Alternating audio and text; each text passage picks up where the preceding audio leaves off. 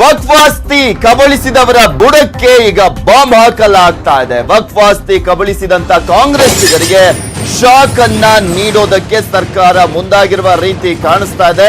News 18ಗೆ ಸಿಕ್ಕಿದೆ ಸರ್ಕಾರದ ಬಳಿಯ ನುಂಗಣ್ಣರ ಲಿಸ್ಟ್, ಯಾವ ರೀತಿಯಾಗಿ ಕಬಳಿಸಿದ್ದಾರೆ ಆಸ್ತಿಯನ್ನ ಅಂತ.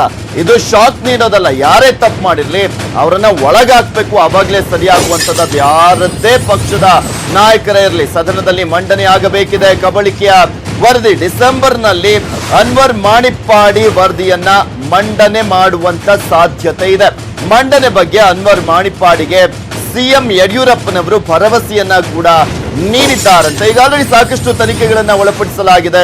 ಹಿಂದೆ ಸರ್ಕಾರಗಳು ಮಾಡಿದಂತ ಕೆಲವೊಂದು ವಿಚಾರಗಳಿಗೆ ಸಂಬಂಧಪಟ್ಟಂತೆ, ಯೋಜನೆಗಳಿಗೆ ಸಂಬಂಧಪಟ್ಟಂತೆ, ಕಾಮಗಾರಿಗಳಿಗೆ ಸಂಬಂಧಪಟ್ಟಂತೆ ತನಿಖೆಗೆ ಒಳಪಡಿಸಲಾಗಿರುವಂತದ್ದು. ಈಗ ವಕ್ಫ್ ಆಸ್ತಿ ಕಬಳಿಕೆ ವಿಚಾರನೂ ಕೂಡ ಇಲ್ಲಿ ತನಿಖೆಗೆ ಒಳಪಡಿಸುವಂತ ಸಾಧ್ಯತೆ ಸ್ಪಷ್ಟವಾಗಿ ಕಾಣಿಸ್ತಾ ಇದೆ.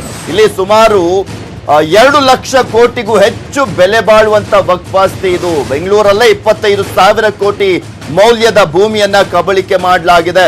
ವಕ್ಫ್ ಆಸ್ತಿ ಕಬಳಿಸಿದವರಲ್ಲಿ ಕಾಂಗ್ರೆಸ್ಸಿಗರೇ ಹೆಚ್ಚು ಅಂತ ಹೇಳಲಾಗ್ತಾ ಇದೆ. ವಕ್ಫ್ ಆಸ್ತಿ ಕಬಳಿಸಿದವರ ಮೇಲೆ ಕುಮಾರ್ ಬಂಗಾರಪ್ಪ ಅವರು ಕೂಡ ಕಣ್ಣಿಟ್ಟಿದ್ದಾರೆ. ಯಾವ ಕಾರಣಕ್ಕೆ ಕುಮಾರ್ ಬಂಗಾರಪ್ಪ ಎಂಟ್ರಿ ಆಗ್ತಾರಪ್ಪ ಇಲ್ಲಿ ಅಂದ್ರೆ, ಅವರೇ ಹಿಂದುಳಿದ ವರ್ಗ ಮತ್ತು ಅಲ್ಪಸಂಖ್ಯಾತ ಕಲ್ಯಾಣ ಸಮಿತಿಯ ಅಧ್ಯಕ್ಷರಾಗಿರುವಂತಹ ಹಿನ್ನೆಲೆಯಲ್ಲಿ ಅವರೇ ಎಲ್ಲವನ್ನೂ ಕೂಡ ನೋಡ್ಕೊಳ್ತಾ ಇರುವಂತದ್ದು. ನಿನ್ನೆ ಶಾಸಕರ ಭವನದಲ್ಲಿ ವಕ್ಫ್ ಆಸ್ತಿಯನ್ನ ವಶಪಡಿಸಿಕೊಳ್ಳುವ ಬಗ್ಗೆ ಸಭೆಯನ್ನ ಮಾಡಲಾಗಿದೆ. ಯಾವ ಕಾರಣಕ್ಕೆ ಇಲ್ಲಿ ಮತ್ತೊಂದ್ ಕಡೆ ಕಾಂಗ್ರೆಸ್ಸಿಗರೇ ಜಾಸ್ತಿ ಇರ್ಬೋದು ಅನ್ನೋದನ್ನ ನೋಡೋದಾದ್ರೆ, ಜಾಸ್ತಿ ಅಧಿಕಾರವನ್ನ ಚಲಾವಣೆ ಮಾಡಿರುವಂತದ್ದು ರಾಜ್ಯದಲ್ಲಿ ಅದು ಕಾಂಗ್ರೆಸ್ಸಿಗರೇ. ಸೊ ಹೀಗಾಗಿ ಮೋಸ್ಟ್ ಪ್ರಾಬಬ್ಲಿ ಅವರ ಹೆಸರುಗಳೇ ಜಾಸ್ತಿ ಇರ್ಬೋದು ಅನ್ನುವ ಲೆಕ್ಕಾಚಾರ. ಅದನ್ನ ಮಂಡನೆ ಮಾಡಾದ್ಮೇಲೆನೆ ಗೊತ್ತಾಗೋದು ಯಾರ್ಯಾರು ಇದರಲ್ಲಿ ತಗ್ಲಾಕೊಳ್ತಾವ್ರೆ ಅಂತ. ಬೇಸಿಕಲಿ ವಕ್ಫ್ ಬೋರ್ಡ್ದು ಇವೆಲ್ಲವೂ ಕೂಡ ಇನಾಮ್ ಇದರಲ್ಲಿ ಬಂದಿರತಕ್ಕಂಥದ್ದು. ಸೊ 1974 ಅಲ್ಲಿ ಏನು ಲ್ಯಾಂಡ್ ರಿಫಾರ್ಮ್ಸ್ ಆಕ್ಟ್ ಏನು ಬಂತಲ್ಲ, ಅದಾದ್ಮೇಲೆ ಇವೆಲ್ಲವೂ ಕೂಡ ಸರ್ಕಾರದ ಸ್ವತ್ತಿಗೆ ತಗೊಂಡ್ಬಿಟ್ಟಿದ್ವಿ. ಒಂದ್ ಸ್ವಲ್ಪ ಇವಾಗ ಅಲ್ಲಲ್ಲಿ ಇವೆಲ್ಲವೂ ಕೂಡ ಸಾವಿರಾರು ಎಕರೆಗಳು. ಬೇಸಿಕಲಿ ವಕ್ಫ್ ಬೋರ್ಡ್ದು ಇವೆಲ್ಲವೂ ಕೂಡ ಇನಾಮ್ ಇದರಲ್ಲಿ ಬಂದಿರತಕ್ಕಂಥದ್ದು.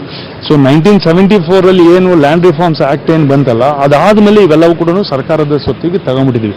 ಒಂದ್ ಸ್ವಲ್ಪ ಇವಾಗ ಅಲ್ಲಲ್ಲಿ ಇವೆಲ್ಲವೂ ಕೂಡ ಸಾವಿರಾರು ಎಕರೆಗಳು ಎಲ್ಲವೂ ಕೂಡ ಇರ್ತಕ್ಕಂಥ ಜಾಗಗಳು ಎಲ್ಲ ಒತ್ತುವರಿ ಮಾಡ್ಕೊಂಡ್ಬಿಟ್ಟಿದ್ದಾರೆ. ನಾನಾ ಕಾರಣಕ್ಕೆ ರೈತರು ಒತ್ತುವರಿ ಮಾಡ್ಕೊಂಡಿದ್ದಾರೆ, ಮನೆಗಳನ್ನ ಕಟ್ಟಿಕೊಂಡಿದ್ದಾರೆ. ಅಲ್ಲ ಬರುತ್ತೆ ಇವಾಗೆಲ್ಲವೂ, ಕೆಲವೆಲ್ಲವೂ ಕೂಡ ಸೀಸ್ ಮಾಡಿದ್ದಾರೆ, ಕೆಲವೆಲ್ಲವೂ ಕೂಡ ಸೀಸ್ ಮಾಡಿ. ಒಂದ್ ಸ್ವಲ್ಪ ಬೆಂಗಳೂರಂತ ಪಟ್ಟಣದಲ್ಲಿ ಇಲ್ಲೆಲ್ಲ ಏನಾಗಿದೆ ಅಂದ್ರೆ, ಭೂಮಿ ಜಾಗ ಇದು ಹಣ ಬಹಳ ಗಗನಕ್ಕೇರಿದ್ರಿಂದ ಇಲ್ಲಿ ವಕ್ಫ್ ಬೋರ್ಡ್ ನಲ್ಲಿ ಕೂತವರು ಅಲ್ಲಿ ಹೊರಗಡೆ ಬರೋದಕ್ಕೆ ಕೆಲವೆಲ್ಲವೂ ಕೂಡ ಹಾಕೊಂಡು ಕೂತಿದ್ದಾರೆ. ಅವನ್ನೆಲ್ಲವನ್ನೂ ಕೂಡ ಸರ್ಕಾರ ತಗೊಳ್ಬೇಕಾಗಿರ್ತಕ್ಕಂಥ ಅವಶ್ಯಕತೆ ಇದೆ. ಐ ಥಿಂಕ್ ಅದನ್ನ ಸರ್ಕಾರ ಅದನ್ನ ಯಾವುದೇ ಕಾರಣ ಇದೆಲ್ಲರ ಬಗ್ಗೆ ಕಂಪ್ಲೀಟ್ ಡೀಟೇಲ್ಸ್ ಅನ್ನ ನೀಡ್ತಾರೆ ನಮ್ಮ ಪೊಲಿಟಿಕಲ್ ಬ್ಯೂರೋ ಚೀಫ್ ಆಗಿರುವಂತ ಚಿದಾನಂದ್ ಪಟೇಲ್ ನಮ್ಮ ಜೊತೆ ದೂರವಾಣಿ ಸಂಪರ್ಕದಲ್ಲಿದ್ದಾರೆ. ಚಿದಾನಂದ್ ಪಟೇಲ್, ಈಗ ನೋಡ್ತಾ ಇದ್ವಿ 100 ಕೋಟಿ 500 ಕೋಟಿ ಮ್ಯಾಟರ್ ಅಲ್ಲ ಇದು, 2 ಲಕ್ಷ ಕೋಟಿ ವಕ್ಫ್ ಆಸ್ತಿ ಕಬಳಿಕೆಯನ್ನ ಮಾಡಲಾಗಿರುವಂತದ್ದು. ಯಾವ ರೀತಿಯಾಗಿ ಈಗ ಸರ್ಕಾರ ಅದನ್ನ ಮುಟ್ಟುಗೋಲು ಹಾಕೊಳ್ಳಿಕ್ಕೆ ಮುಂದಾಗ್ತಾ ಇದೆ?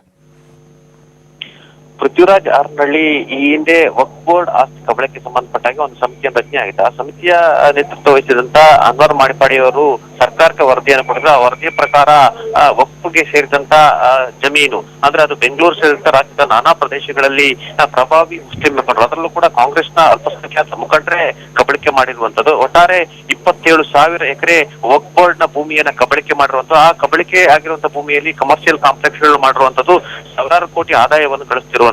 ಒಟ್ಟಾರೆ ಈ ವಕ್ಫ್ ಬೋರ್ಡ್ ಆಸ್ತಿಯನ್ನು ಕಬಳಿಕೆ ಮಾಡುವ ಸಂಬಂಧಪಟ್ಟಕ್ಕೆ ಒಂದು ಕಡೆ ವರದಿ ಇದೆ. ಈಗಾಗಲೇ ಡಿಸೆಂಬರ್ ನಲ್ಲಿ ಈ ವಕ್ಫ್ ಅನ್ವರ್ ಮಾಣಿಪ್ಪಾಡಿ ವರದಿಯನ್ನ ಟೇಬಲ್ ಮಾಡಲು ಮುಖ್ಯಮಂತ್ರಿ BS ಯಡಿಯೂರಪ್ಪ ಅವರು ಕೂಡ ಈಗಾಗಲೇ ಚಿಂತನೆ ನಡೆಸಿದ್ದಾರೆ. ಇದರ ಬೆನ್ನಲ್ಲೇ ಇದೀಗ ಹಿಂದುಳಿದ ವರ್ಗಗಳ ಮತ್ತು ಅಲ್ಪಸಂಖ್ಯಾತ ಕಲ್ಯಾಣ ಸಮಿತಿ ಕೂಡ ನಿನ್ನೆ ಸಭೆಯನ್ನು ಸೇರಿತ್ತು. ಆ ಸಭೆಯಲ್ಲಿ ವಕ್ಫ್ ಆಸ್ತಿ ಕಬಳಕ್ಕೆ ಸಂಬಂಧಪಟ್ಟಕ್ಕೆ ಗಂಭೀರ ಚರ್ಚೆ ನಡೆಯಿತು ಮತ್ತು ಸರ್ಕಾರ ಕೂಡಲೇ ವಶಪಡಿಸಿಕೊಳ್ಳುವ ಸಂಬಂಧಪಟ್ಟಕ್ಕೆ ಕೂಡ ಚರ್ಚೆಯನ್ನು ನಡೆಯಿತು. ಇದೀಗ ವಕ್ಫ್ ಆಸ್ತಿಯನ್ನ ಕಬಳಿಕೆ ಮಾಡಿರುವಂತವರಿಗೆ ತಕ್ಕ ಶಿಕ್ಷೆಯನ್ನು ಕೊಡುವಂತದ್ದು ಮತ್ತು ಅವರ ಆಸ್ತಿಯನ್ನ ವಾಪಸ್ ತೆಗೆದು ಸಂಬಂಧಪಟ್ಟಕ್ಕೆ ಸರ್ಕಾರ ಗಂಭೀರ ಚಿಂತನೆಯನ್ನು ಆರಂಭಿಸಿದೆ. ಡಿಸೆಂಬರ್ ಟೇಬಲ್ ಮಾಡಲಿದೆ. ಈ ಮುಖಾಂತರ ಕಾಂಗ್ರೆಸ್ನ ಅಲ್ಪಸಂಖ್ಯಾತ ಮುಖಂಡರು ಯಾರೆಲ್ಲ ಕಬಳಿಕೆ ಮಾಡಿದ್ದಾರೆ ಅವರ ಬುಡಕ್ಕೆ ಬಾಂಬ್ ಎಸೆಯಲು ಇದೀಗ ಬಿಜೆಪಿ ಸರ್ಕಾರ ಗಂಭೀರ ನಿರ್ಧಾರವನ್ನು ತೆಗೆದುಕೊಳ್ಳಿದೆ ಅಂತಲೇ ಹೇಳಲಾಗ್ತಿದೆ. Prithviraj, okay, thank you Chidanand Patel ನಿಮ್ಮೆಲ್ಲ ಡೀಟೇಲ್ಸ್ಗಾಗಿ. 9 AM ಬಿಗ್ ಬ್ರೇಕ್.